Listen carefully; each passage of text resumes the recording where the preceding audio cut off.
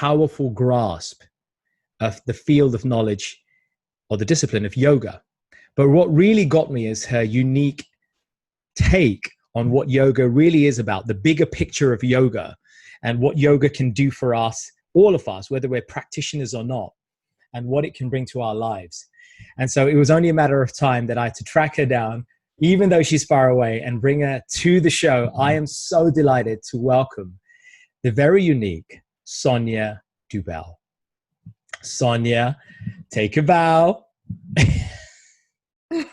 Prash, thank you very much for that lovely introduction. I'm so delighted to have you. I want to say urban spirituality. Oh, it's a pleasure to have you, Sonia. And I want to tell the world a little bit about you.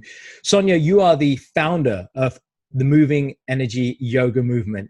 You weave and blend dynamic movements, stretches, and bring your 16-year veteran experience of yoga to people across the world. You're passionate about demystifying yoga in a way that is unique, fresh, and authentically you.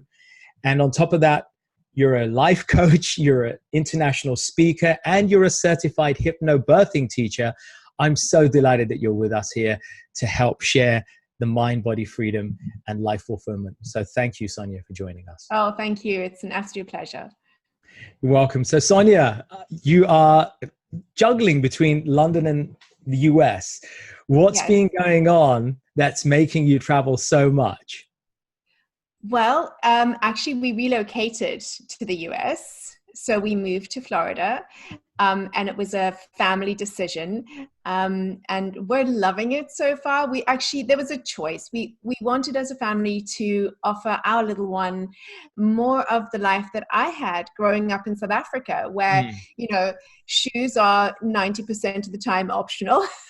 There's sun, Right. And so we made the choice. It was either Florida or Cape Town, and it ended up being Florida. So here we are, and loving it. Awesome. Yeah, I've been out to Florida. It's a beautiful place. I think and a couple of my coaching buddies, they hang out there as well. It's a great place to be. And from what I understand, by all accounts, yoga is just as thriving in the East Coast as it is right here in the heart of London. Is that true? Yes, it definitely is. I mean, I think right now yoga has taken on a different frame. Back when I started 16 years ago, yoga was very different to what it is now. When I went to my first teacher trainings and retreats, I felt like I was the only one, because I pretty much was, the only one who had painted nails. Everybody else felt like the whole, I don't shave my legs, everything is kept for the compost heap, and I occasionally brush my hair, but it's mostly dreading out, and and that was the vibe. And I felt at that time like I was just trying to figure out who I was, why this journey was so right for me, but I felt so different. I came from an acting background. So I was an actress and a model, and I started modeling when I was 14. And yet there was such a strong pull towards this practice. And it was beyond the poses. Even back then, for me, it was everything that it promised. This promise of like being able to be so peaceful with yourself as a person. So, not needing to mold and chameleon yourself in different scenarios to fit in, but rather to be so contented and joyful with who you were as a person. And this was the pull for me. I wanted that because I didn't have that. And it slowly, in the beginning, I still didn't connect the dots. I was like, hey, how is this tricking us now? And this flow going to do this for me? Because, it's not doing it. But you have to be patient. When people start yoga in the beginning, you're working from the outside in. You start with what we feel as the grossest form of our connection. We can all feel our physical body. So you start, and then you start to get more and more in tune and connecting with the more subtle energies. And that's really the journey until you are, in it. And I don't think it Right. ever ends. I think it will, and that's the joy, it's a journey of a lifetime, and every day a new awakening, every day a new connection. And that's why it's so beautiful. And my passion is to share that. And I don't believe in a yoga studio to have this experience. I believe that it should be available to everybody. And I know now, with the people that I teach, very often they can't get to a studio. They Right. new mom and they can barely sleep or leave baby, or they work all the hours God sends. And when they arrive home, they're exhausted. It's like, I'm not going to get dressed, And go.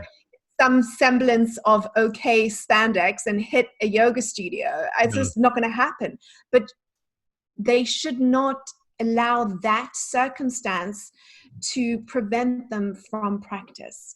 Right. And for me, it's such a beautiful thing to invite into your life. It's like giving your body a clean from the inside, like you would brush your teeth. If you learn a practice, it will be yours for life, and you will never have to rely on anybody. You will literally have that gem, and it's like medicine, right? Yoga is medicine. Mm. People say to me, I've got a headache, and I'm like, okay, you just do some yoga. I've got a stomach ache. Brilliant. Okay, just do some yoga. For me, yoga is like for everything. It's that totality. It answers so many things, right? So much, so much. So I want to pick up on that in a second, actually, because I think there is a lot of misconception about what yoga is and isn't. There's the whole taboo thing where people of different faiths, or let's say the organized religious leaders, make yoga out to be the work of the devil or something. And there's a lot of bad press that yoga is being gotten, and misunderstandings. But before I go down there, you've touched on this a little bit. What I want to ask you is, what drove you to get into yoga in the first place? I mean, you were an accomplished actress, you're a model. What compelled you to embrace yoga? So, I mean, taking it all the way back, we all have stuff. And for me, I definitely had a load of stuff. My parents got divorced when I was, 5. They sent us to boarding school when I was 6. I had a lot of stuff growing up that wasn't, that lovely childhood. And I think it sat with me when I was 14 and I started modeling, and I had carried with me a lot of stuff, and I continued to do that until I was at a place in my life that was everything to do with appearance and everything to do with external, and nothing to do with the inner life at all. I mean, nobody cared whether you were crying inside, as long as, you look good and you could strike a pose. That was it. Can you deliver your line? I don't care what's going on inside of you, unless it helps for you to deliver your line better. It's like nothing really. And for me, the search was so, I think I needed it so much. I needed to feel what it felt like when people really felt joy, because I didn't know what that felt like. I knew intellectually that I should appreciate sitting on a beach early in the morning and watching the sun come up over the silvery ocean, but I didn't feel it. And it was so hard.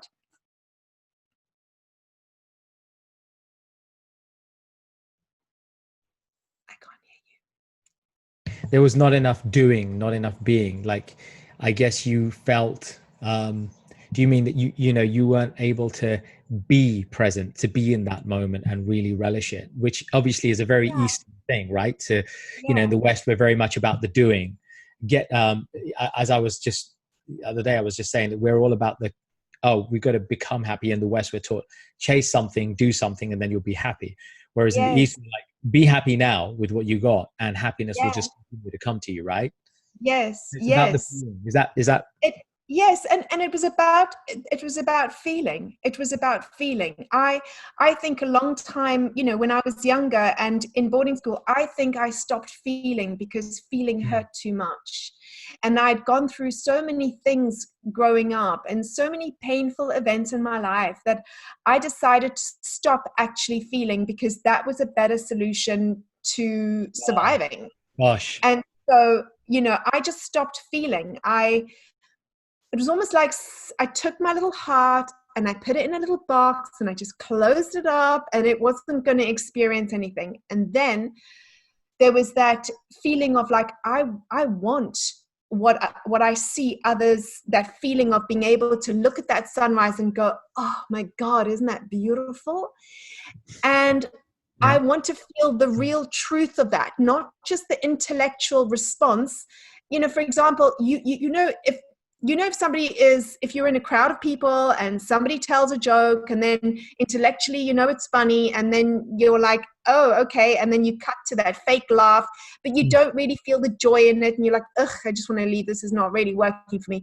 And that's the feeling that I would have. I would be at like gatherings and events. I would just be like so not connected in the moment. And it's really ineffable trying to explain why you are drawn to unravel what lies beneath. But that is what happened. And when I found yoga, I still didn't think it was the answer. I hoped with all my heart it was. I wanted it to be. But when you get onto your yoga mat and you're kind of, learning the shapes of all these poses, it hadn't started to work yet for me. And then as time went by, I slowly started to feel the shift. And I really remember it. I was living in Chelsea and I walked out a road that I'd been living there for 2 years. And I walked and I saw a tree on the edge of the road. And I was like, oh my God, that's beautiful. Did they just plant new trees here? Honestly, that tree had been there the whole time. It's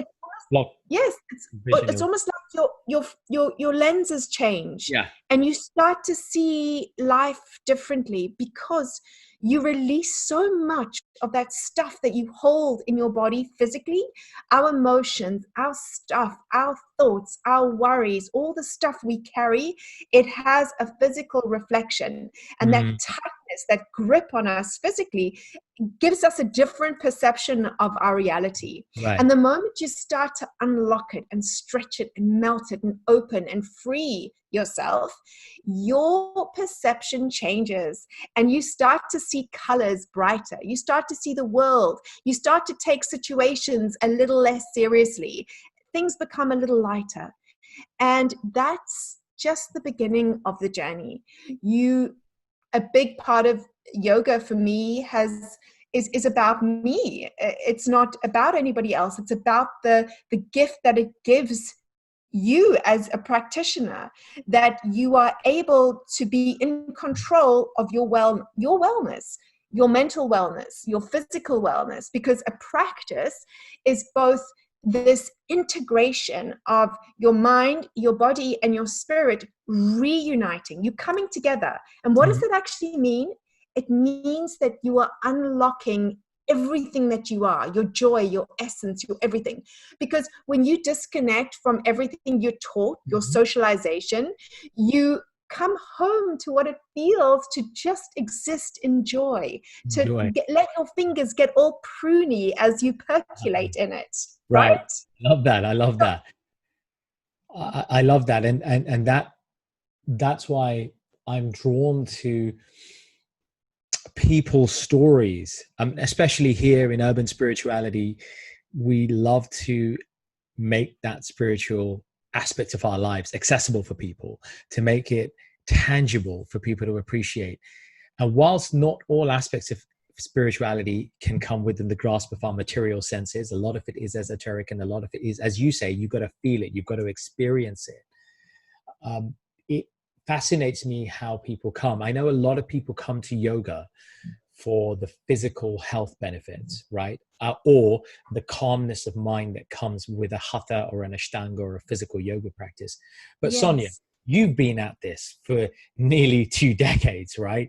Let's Yes. help our audience out. Yoga is surely so much more than just the physical postures that we see in the gym and the little bit of, flexibility and inner core strength, Oh, mental. 100%. Can you elaborate for Yes, us? I mean, look, it doesn't matter how you come. Come for whatever reason you come, because yoga will do its work. It will work on you. So if you, Prash, I've lost your audio.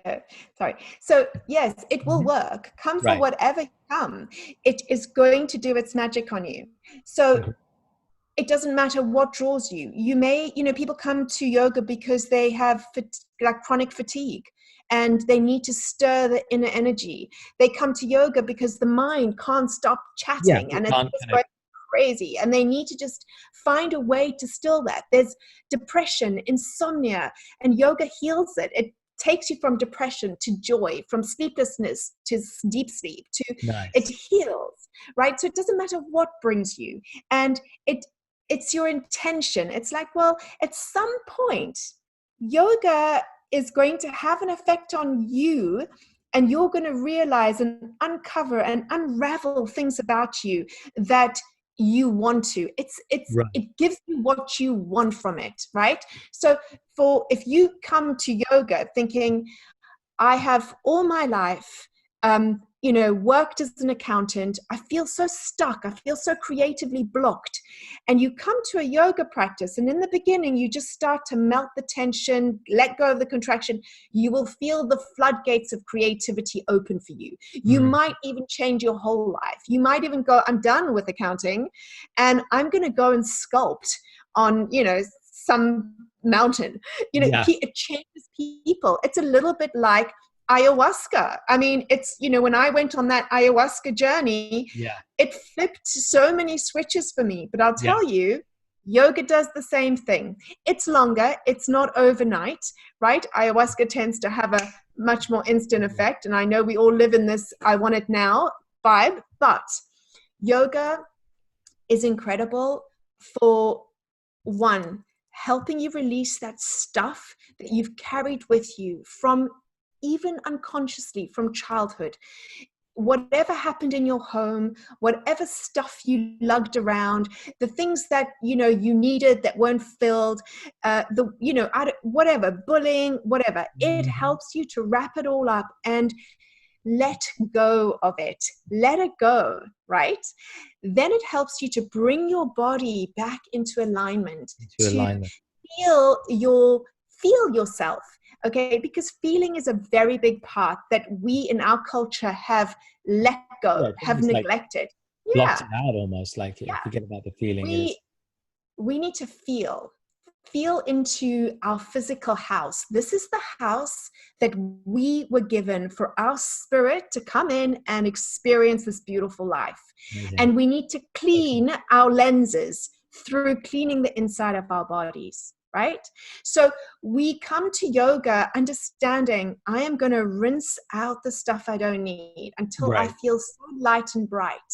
And as my body moves into light and bright, so my mind begins to calm, begins to still. And then I get that blue sky thinking where I have more freedom in my mind. I am no longer blinkered. I Mhm. realize that this world is mine. I get to choose my life. I get to manifest the things I want to manifest. And so we have that power, but we don't see it and we don't use it until we connect to it. So I love that because you're speaking to a power that lies dormant within all of us. It is out there within the fabric of the universe. And just like when we tune in to a radio station or tune in to watch TV on a certain channel, the channels of inspiration, the channels of intuition, the channels of healing and emotional repair, all of these are channels that are accessible through the gradual unfoldment and embracement of the disciplines within yoga, right? Which is what I'm hearing. Mm-hmm. So let me ask you this. There are people listening here who might be feeling, an hour yoga is not for me. Or, well, I'm kind of not into just kind of stretching and doing this stuff. Are there, through your journey, are there aspects of yoga that you've embraced? Because, of course, you know, the Patanjali system talks about other forms of yoga, chanting, pranayama, so many other aspects. Are there other habits or practices that can be taken advantage of for people who perhaps aren't inclined to spend 30 or 40 or 50 minutes? So, you know, look, yoga as a physical practice is the same as going, it's a ritual, right?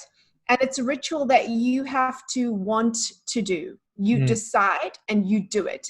You don't, you know, find time for yoga. You make time, right? That is priority. You make your time. Now, if you think it's important enough and you want to move along a path that is spiritual, you choose it. No one can make you do it. No one can add, no one can coerce you. It comes from inside. And maybe this life, it's not for you. And that's fine. And that's fine. Yeah. And if it is for you, and if this is something that is pulling you in, or it's like, oh, I'm so curious. I wonder if, you know, I would shift some of the stuff that I feel inside of me as blocks. That is the only way. And then you add to this process. It's not just a yoga mat and a few shapes. You add to it.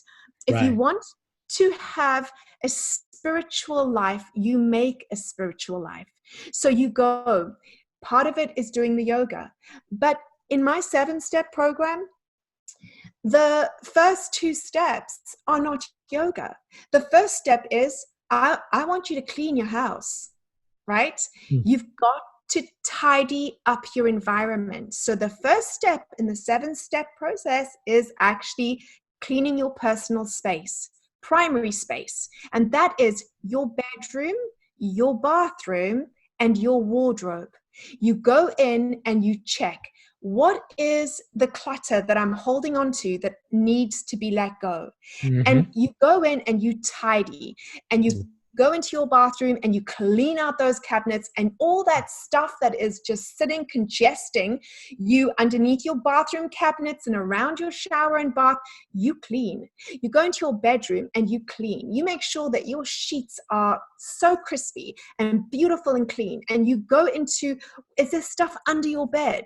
Is there stuff that is hanging around that is really affecting your environment? So let me tell you that your environment, the epigenetics of it, is so powerful that if you decide to go, I'm going to start yoga. Like, let's just say you're sitting on the sofa, you're feeling a little lethargic. Maybe it's Tuesday night and you had a rough weekend. You're sort of getting over it, but hey, you're feeling older than your age. Yeah.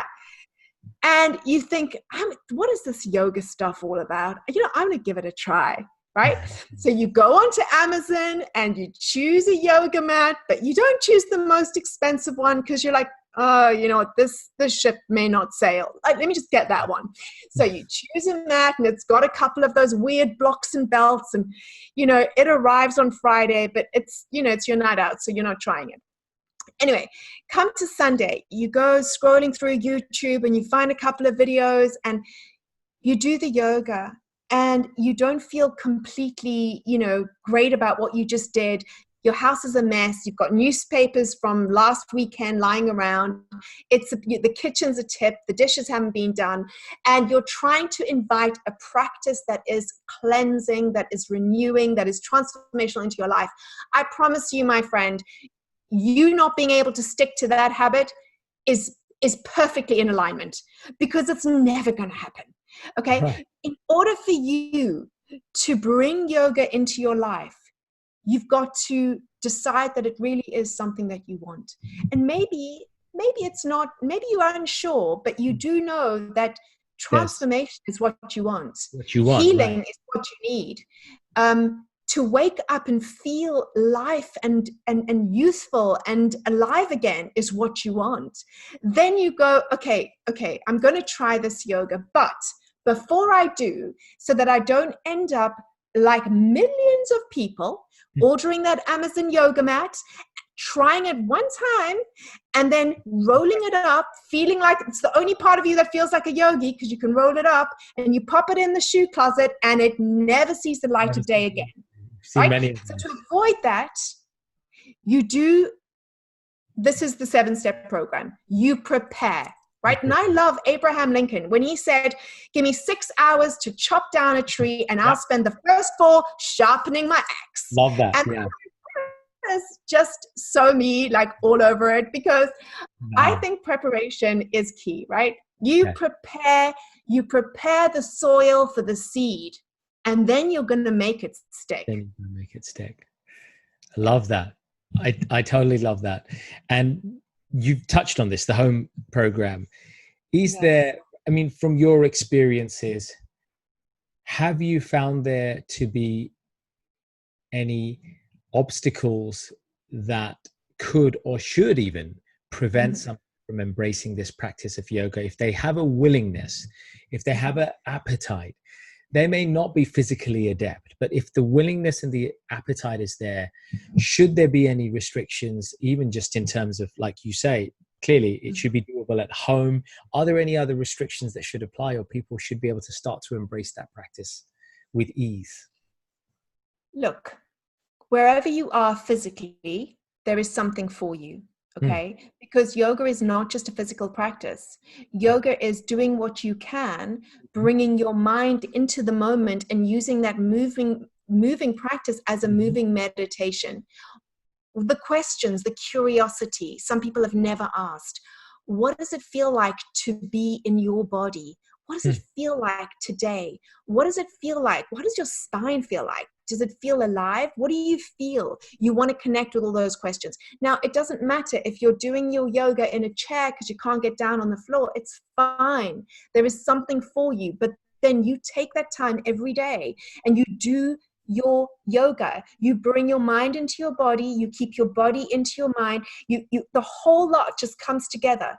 And you begin, a big part of it is self-talk, and you begin to have a conversation with yourself. Okay, don't do it when you're in Sainsbury's or Publix, but you talk to yourself and you're like becoming a friend to yourself again. So if your back is sore, you literally have that conversation like, hey, what happened? Did we do something together at gym?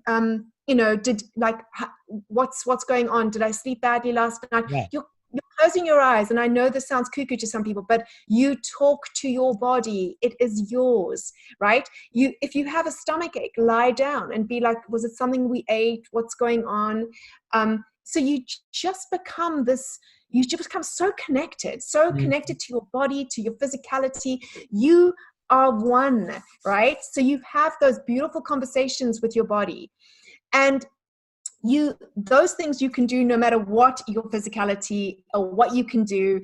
And that is yoga, connecting mind and body. You are coming together. You're yoking everything together. And you're remembering, because kids do it naturally. You're remembering what does it feel like to be in my house and to know that this is my house and to be one with my house. It's not my head moving my body around and then I just put on a nice suit or a nice dress and I don't really connect to this. You're in it. It's yours, right? You make that connection. And I think that, the word yoga comes from yog, and yog does mean to yoke, to unite. It's just, that's the Sanskrit for it. And obviously as practitioners of yoga, and as a fellow practitioner, in my own way, in my own small way, yoga is still very much about not just the physical work that we do, but it is feeling and reconnecting with our true self, and then connecting with the supreme, to connect with the divine, to connect with the higher, to unite, to yoga, to connect between the spirit and the supreme spiritual whole. And so therefore, one thing I'm fascinated to know is, through these 16 plus years, and you've had a tough childhood, right? You've had to overcome your inner critic, trusting yourself, the pressures in the modeling world that you're in, the acting world. What key lessons would you say, life lessons, has yoga taught you over these years that you've had along the journey? I think one of the biggest things is that we're pretty much all the same. You know, we think we're so different because we grow up. Well, I grew up insulated. I had nobody else to tell me, hey, lots of people go through this. You're totally normal. You know, it's okay. We want solidarity. We want, you know, that feeling of like somebody saying, me too. Hey, don't worry. It's not just you. So we grow up feeling alone and isolated, and almost because of that, you think there's something wrong with you. And so you hide it, and you try to put on lots of icing sugar because you don't want to be wrong. You want to be okay, right? That's what it taught me. We're all the same. We're all okay. We all have feelings, sadness, depressions, moments of like angst. We all have it. And it's so okay. And so now when I hear, you know, some of my younger students saying things like, but I'm going on meds because I'm depressed, I'm like, oh baby, no, because, you know, it's okay to feel down. Just learn how to feel down. It's okay to be nervous and get butterflies, and it's not chronic anxiety. Just know that it's your way of being a little bit apprehensive but kind of excited, and learn. It's okay. These feelings are good. We want the rainbow. We want the kaleidoscope of experience. We don't want to live in a little gray bubble where we don't feel joy, but we don't feel pain, and we just plod along. We don't want that. And it's nobody tells you, hey, by the way, you know, when you're dark and you're feeling a bit gloomy and that, just go and have a nice little cozy bath and snuggle up and read a book, and it'll pass. It's a vibration. It's an energy. Wow. So powerful right there. It's an energy. And for people to get from this interview, from this conversation right here, that we are all energy, our thoughts and our vibrations and the frequency that ensues is what our life is all about, right? Nikola Tesla, famous scientist, said, if you want to know the secrets of the universe, think in terms of energy, frequency, and vibration.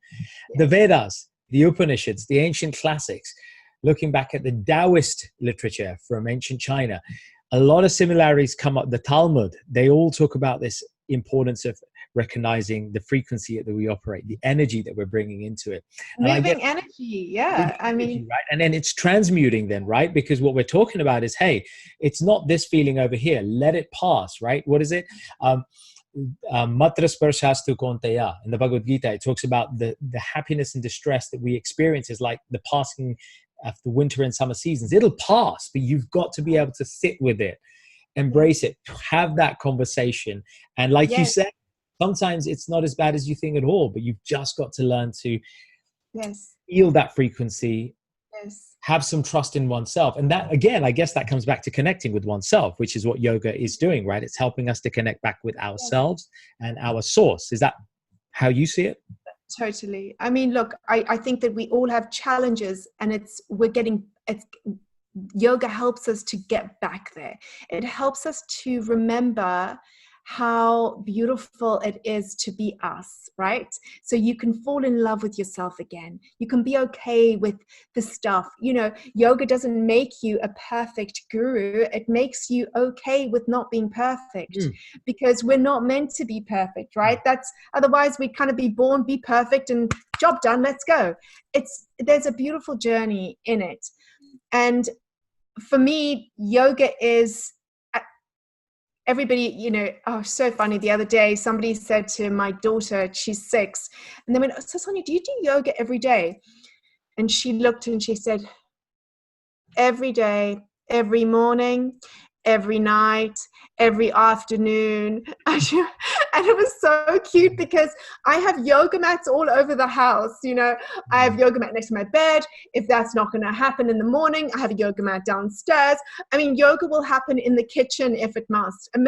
Yoga has to happen because it is in this coming into my body.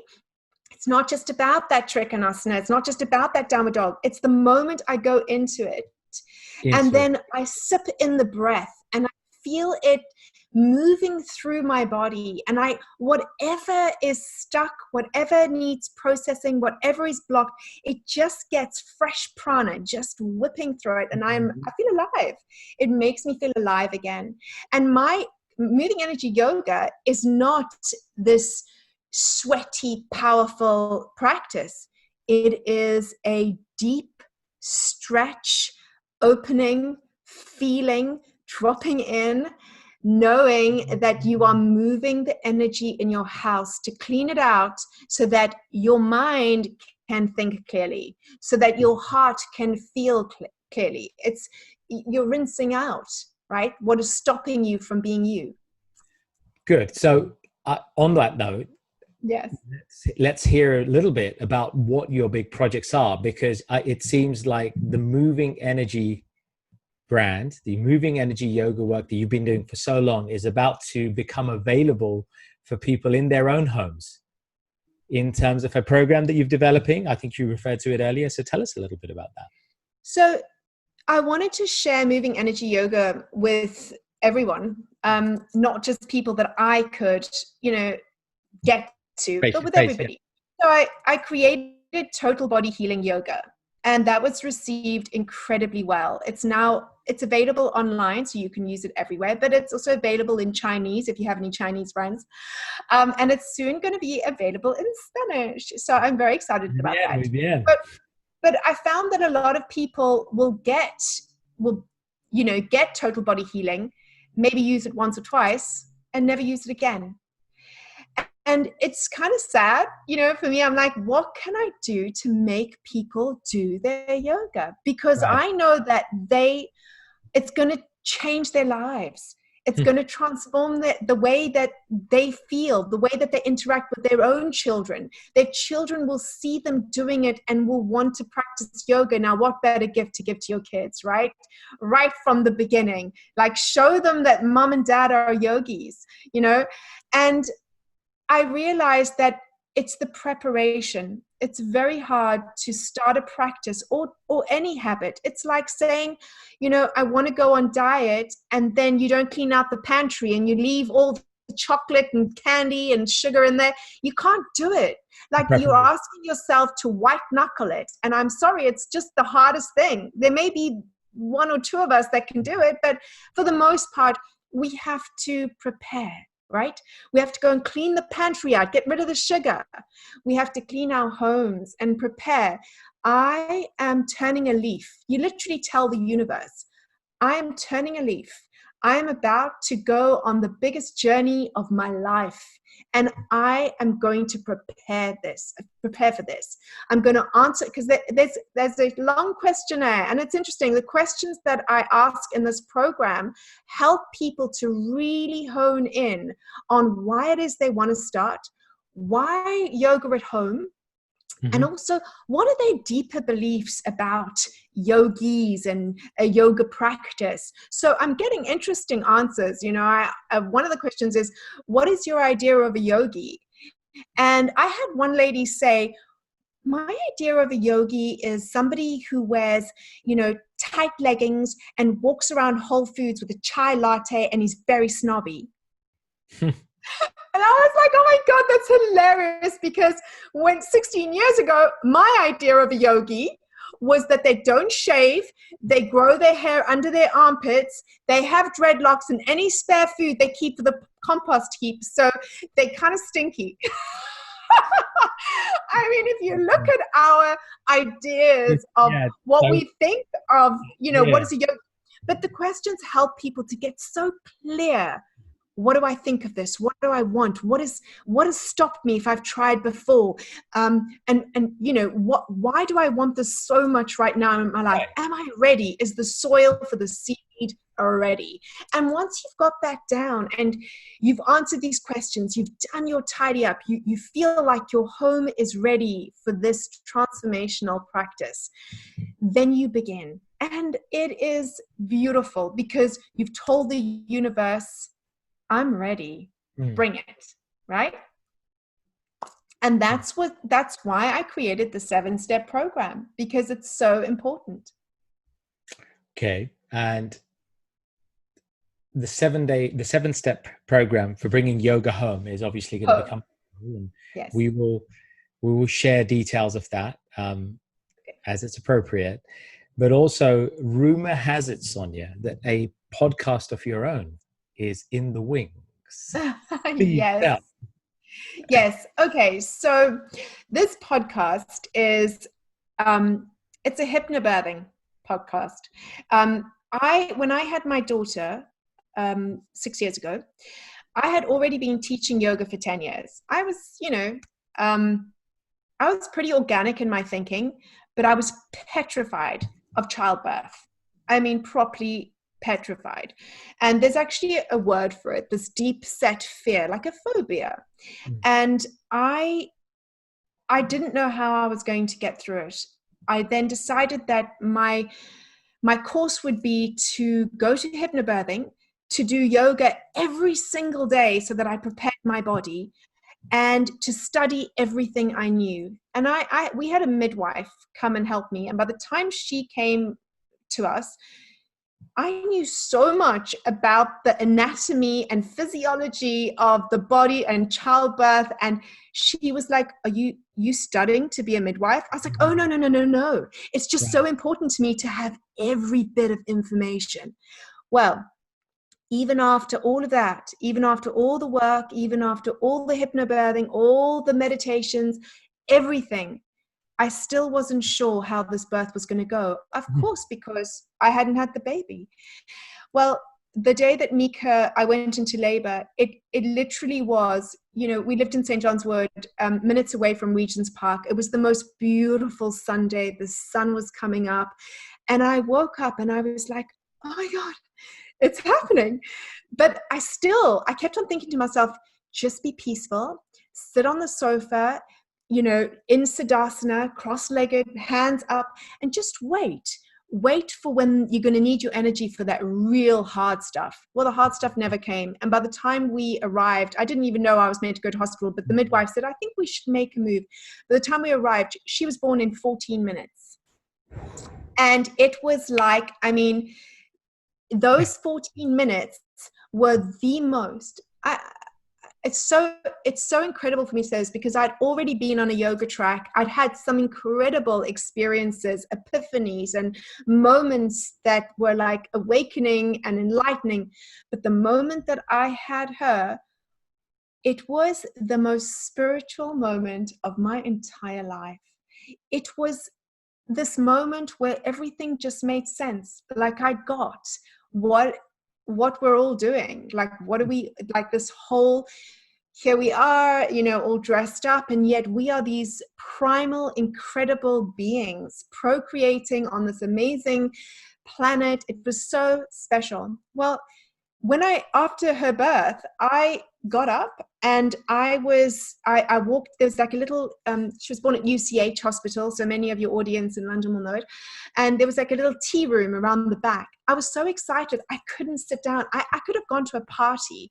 And I walked down the hall and I went to go and make my own tea. And this midwife said, oh, were you with the lady in room 6? And I was like, I was in room 6. Oh my gosh. It was amazing. And I said to my husband, I was like, I could have babies for other people. This was so amazing.